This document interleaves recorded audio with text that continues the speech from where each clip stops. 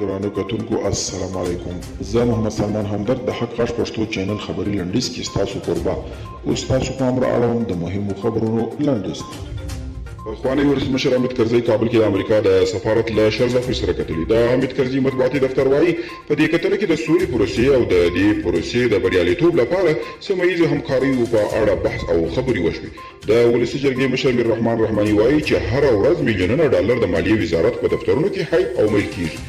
خلیلزاد د متحده ایالاتو کانګرس ته وویل هغه خلک چې وایي چې طالبان به ژر کابل ونیسي او کابل به ژر سقوط وکړي، زه فکر کوم چې د هغوی په اټکل کې څه مبالغه شته. خلیلزاد وویل طالبان بین المللي مشروعیت او له تور لیست لرې کېدل غواړي او د افغانستان د سولې خبرو جمهوریت پلویو دوه غړیو له آریانا نیوز سره په مرکه کې ویل چې طالبان معنا لرونکي خبرو ته چمتو شوي دي.